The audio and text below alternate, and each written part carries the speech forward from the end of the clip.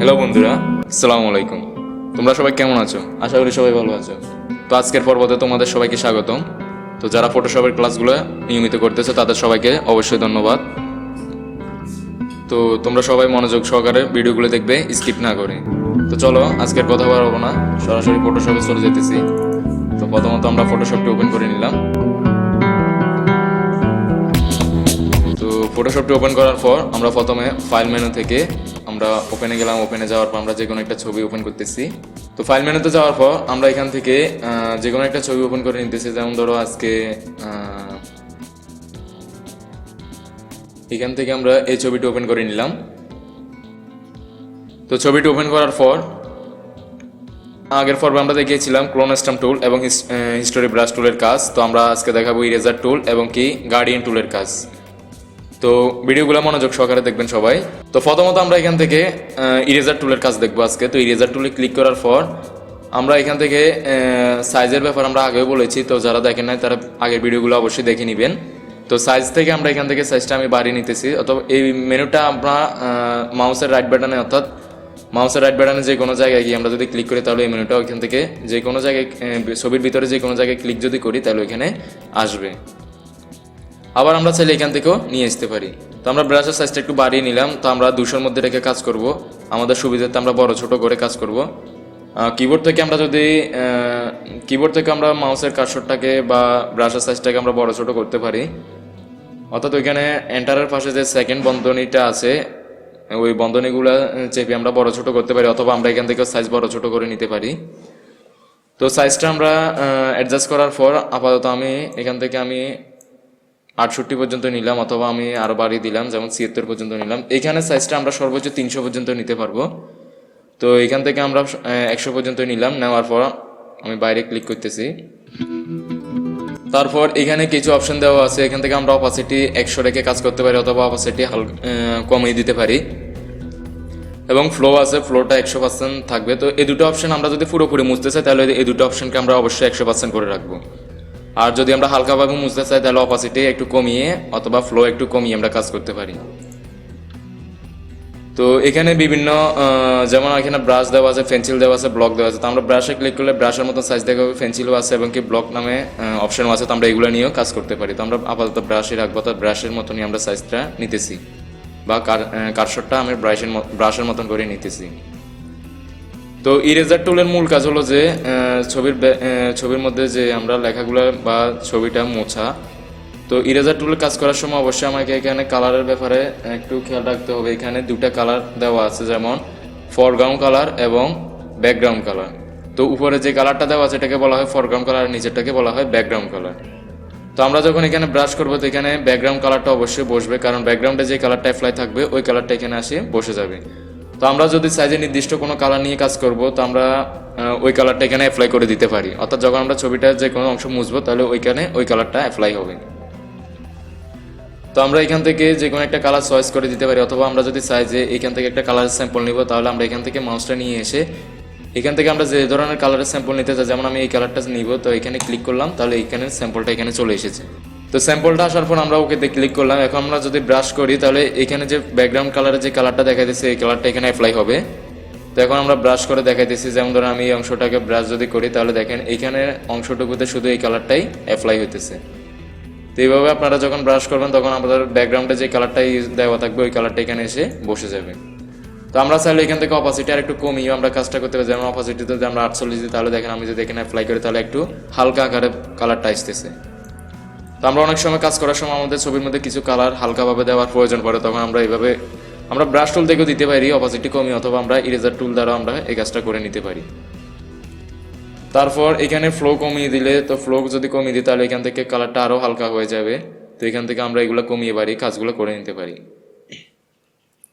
তো আমরা যখন কোনো কিছু মুছবো তখন এখানে আমরা বেশিরভাগ সময় আমরা সাদা কালারটাই রাখি। তো সাদা কালার রাখার পর আমরা যদি মুছি তো আমরা এখান থেকে অপাসিটি 100% করে দেবো, এমনকি ফ্লো 100% করে দেবো। তারপর আমরা যদি মুছি তাহলে নিচের ব্যাকগ্রাউন্ড কালার সাদা হিসেবে আসবে। তো এই হচ্ছে মোটামুটি আমাদের ইরেজার টুলের কাজটা। ইরেজার টুলের মূল কাজটাই হলো ব্যাকগ্রাউন্ডটাকে মুছে দেওয়া। ইরেজার টুলের আরেকটা কাজ আছে, যেমন তো ইরেজার টুলে থাকা অবস্থা আমরা আরেকটা কাজ দেখাতে পারি, যেমন আমরা ফাইলে গিয়ে যদি আরেকটা ছবি ওপেন করি, যেমন আমরা এখান থেকে এই ছবিটা নিলাম, এটাকে ওপেন করলাম। তো এই ছবিটাকে আমি ড্র্যাগ করে ওই ছবির উপর নিয়ে যাব এবং কি এটার ব্যাকগ্রাউন্ডটা মুছতে পারি খুব সুন্দরভাবে। যেমন আমরা ইরেজার টুলে থাকা অবস্থায় যে কোনো এখান থেকে মুভ টুলে যাব, মুভ টুল এই ছবিতে যখন আমরা এই ছবিটাকে যেহেতু আমরা এখানে ড্র্যাগ করে নিয়ে যাব, তাই আমরা এই ছবিতে থাকা অবস্থা আমরা মুভ টুলে ক্লিক করব। মুভ টুলে ক্লিক করার পর আমরা এখান থেকে ব্যাকগ্রাউন্ডটা লক করা আছে, তো আমরা ব্যাকগ্রাউন্ডের লক আইকনের উপর যদি আমরা ডাবল ক্লিক করি, এখান থেকে আমরা ওকেতে প্রেস করব ব্যাকগ্রাউন্ডটা আনলক করার জন্য।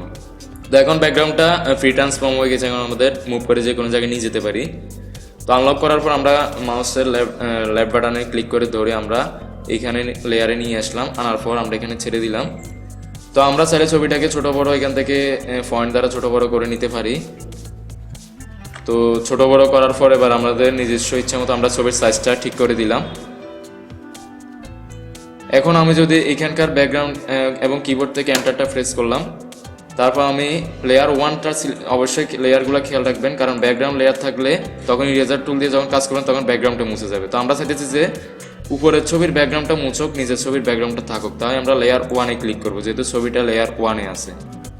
তো আমরা লেয়ার 1-এ সিলেক্ট থাকা অবস্থায় আমরা এখান থেকে ইরেজার টুলটি নিব। তো ইরেজার টুলটি নেওয়ার পর এবার আমরা সুন্দরভাবে এটাকে মুছতে পারি।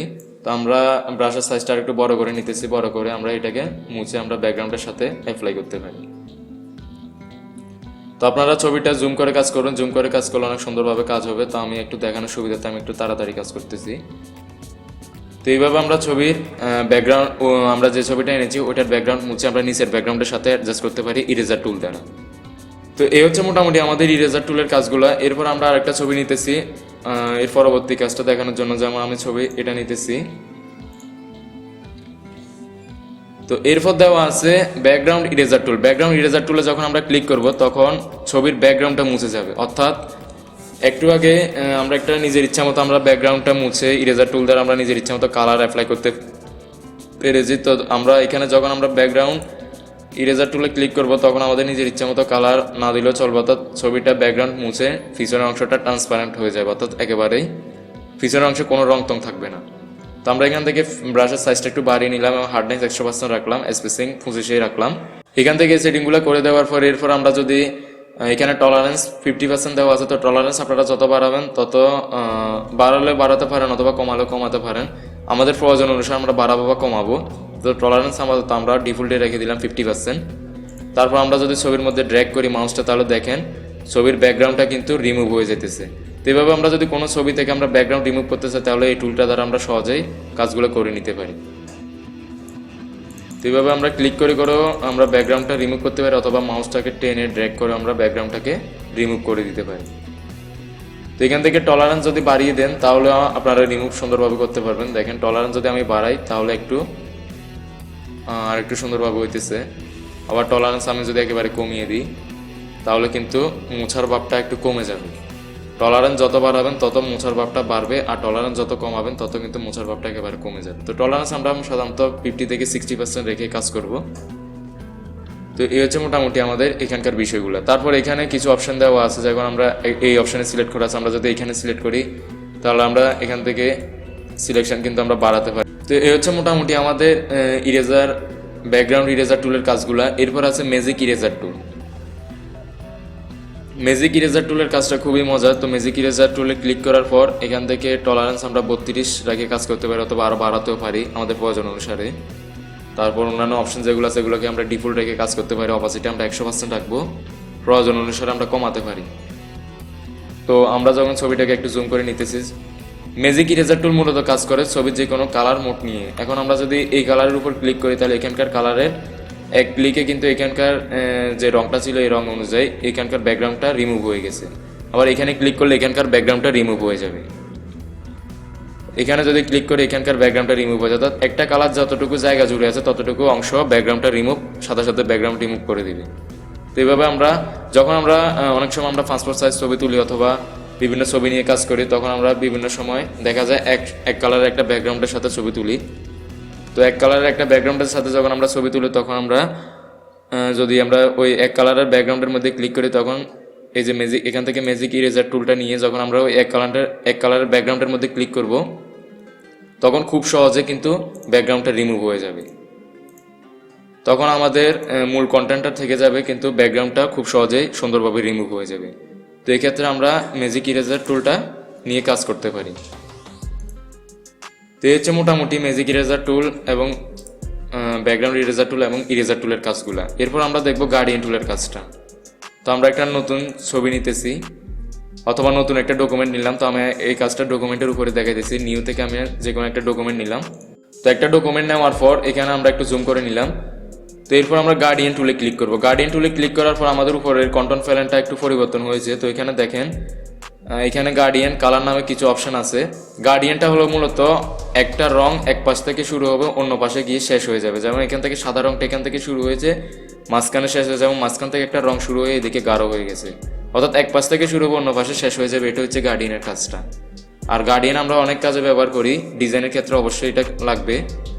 তো গার্ডিয়ানের কাজগুলো চলুন দেখে নিই। প্রথমত এখানে বিভিন্ন কালার স্যাম্পল দেওয়া আছে ডিফল্ট হিসাবে। তো আমরা চাইলে এগুলো নিয়েও কাজ করতে পারি, অথবা আমাদের নিজের ইচ্ছা মতো যদি আমরা কালার তৈরি করতে চাই তখন আমরা এখানে ক্লিক করব। ক্লিক করার সাথে সাথে আমাদের এরকম একটা অপশন আসবে। তো এই অপশনটার কাজটা একটু বুঝে নিই। যেমন এখানে কিছু কালার ডিফল্ট হিসাবে দেওয়া আছে, চাইলে আমরা এগুলো ইউজ করতে পারি।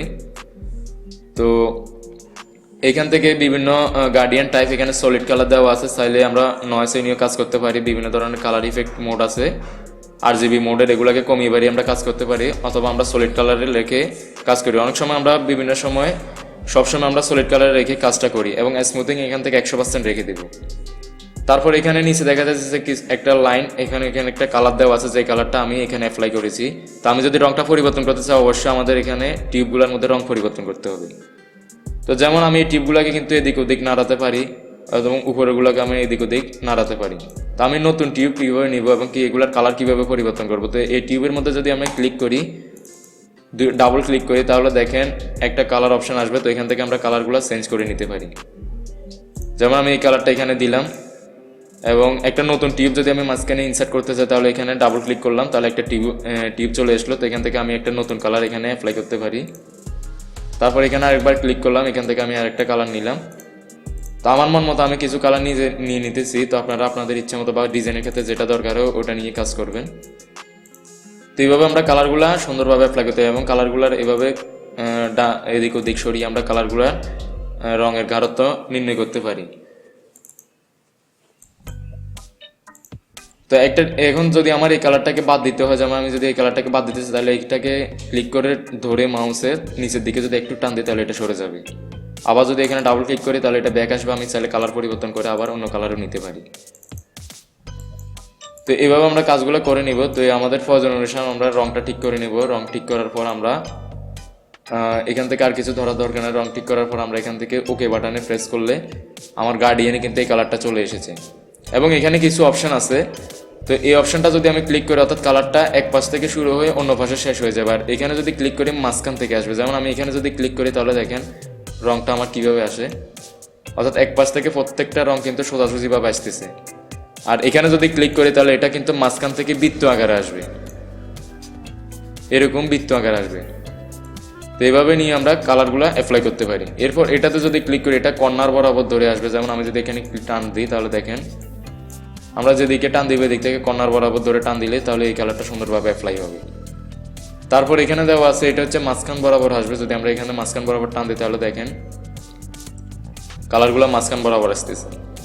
এরপর এটা হচ্ছে একটু মাঝখান, এটাও মাঝখান বরাবর থেকে আসবে, সেম এরকম। তো এইভাবে আমরা কাজগুলো এখান থেকে কালারগুলো অ্যাপ্লাই করতে পারি।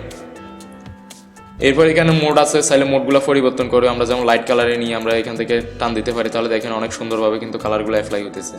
আবার এখানে আরও অনেক মোড আছে, আপনারা চাইলে মোডগুলো একটু একটু দেখে নেবেন আপনাদের প্রয়োজন খাতিরে আপনারা যে মোডটা নিয়ে কাজ করেন। দেখেন এক একটা মোডের কিন্তু এক এক ধরনের কাজ এখানে কিন্তু দেওয়া আছে। তো আমরা এখান থেকে আপাতত নর্মালটাই রেখে কাজ করতেছি। তো আপনাদের প্রয়োজন অনুসারে আপনারা যেটা নিয়ে কাজ করেন। একটা জিনিস খেয়াল করেন, যখন আমি এইখান থেকে এই পর্যন্ত টান দিতেছি তখন কিন্তু এক পাশ থেকে আসতেছে। যখন আমি চাইতেছি যে এটা মাঝখান বরাবর আসুক, তখন আমি যে মাঝখান বরাবর ধরে মাউসে ড্র্যাগ করে আমি এই পাশ থেকে এসে এখানে ছেড়ে দিলাম, তাহলে এটা মাঝখান বরাবর আসলো। তো এই হচ্ছে মোটামুটি। আর এখান থেকে অপাসিটি যদি কমান তাহলে একটু রং কম করে আসবে। এটা হচ্ছে মোটামুটি। তো এই হচ্ছে মোটামুটি আমাদের গার্ডিয়ান টুলের কাজটা। তো এরপর গার্ডেনের ভিতরে আরেকটা অপশন আছে ফেইন্ট বাকেট টুল। তো ফেইন্ট বাকেট টুলটা হচ্ছে মূলত রং করার জন্য আমরা ইউজ করি, অর্থাৎ এক ক্লিকে রং করে দেবে যে কোনো একটা কালার ইফেক্ট অনুযায়ী। তো আমরা এটার মধ্যে যদি ক্লিক করি, তো এখানে ফরগ্রাউন্ডটা সিলেক্ট করা আছে, তো আমরা ফরগ্রাউন্ডটাই রেখে দেবো। এখান থেকে প্যাটার্ন আছে, যদি আমরা প্যাটার্ন যদি কোনো কিছু প্যাটার্ন আকারে রাখি তাহলে প্যাটার্নটা সিলেক্ট করবো। আর ফরগ্রাউন্ড কালার যদি থাকে, যেমন এখানে ফরগ্রাউন্ড কালার দেওয়া আছে, তো আমরা ফরগ্রাউন্ড কালারটাই সিলেক্ট করলাম। তো এই হচ্ছে মোটামুটি, অর্থাৎ এখানে আমরা ফরগ্রাউন্ড রেখে কাজ করব। ফরগ্রাউন্ড রাখলে আমরা ফরগ্রাউন্ডের উপরে কিন্তু কালারটা অ্যাপ্লাই হবে। তারপর এখান থেকে মোড আছে, মোডগুলো চাইলে এখান থেকে মোড ফাল্টায় আপনারা কাজ করতে পারেন। তো আমরা নর্মাল মোডে রাখতেছি। মোডগুলো সম্পর্কে বিস্তারিত আরও আমি পরে আলোচনা করব। এখানে মোডগুলো যখন আমরা লেয়ারের কাজ করব তখন কিন্তু বিস্তারিত অনেকভাবে আলোচনা করা হবে। এরপর অপাসিটি আছে, অপাসিটি কমিয়ে বাড়িয়ে আপনারা কাজগুলো করতে পারেন এবং টলারেন্স বাড়িয়ে কমিয়ে কাজগুলো করতে পারেন। তো আমরা ফেইন্ট বাকেট টুলের মূল কাজে আসি। তো ফেইন্ট বাকেট টুলে ক্লিক করার পর আমরা এখান থেকে যে কোনো একটা কালার সিলেক্ট করে দিতে পারি। তো যেমন আমরা এখান থেকে এই কালারটা নিলাম, নেওয়ার পর আমরা এই কালারটাকে সিলেক্ট করলাম। তো ফরগ্রাউন্ডে আমার যে কালারটা থাকবে, আমি যদি এই কালার, যেমন এখানে একটা কালার দেখা যাচ্ছে, এই কালারটা সম্পূর্ণ এরিয়া জুড়ে আছে। তো এই কালারটা যতটুকু আছে আমি যদি এখানে ক্লিক করি, তাহলে আমি ফরগ্রাউন্ডে যে কালারটা নিয়েছি এই কালারটা কিন্তু সম্পূর্ণ এরিয়া জুড়ে চলে এসেছে একটি ক্লিকে সুন্দরভাবে।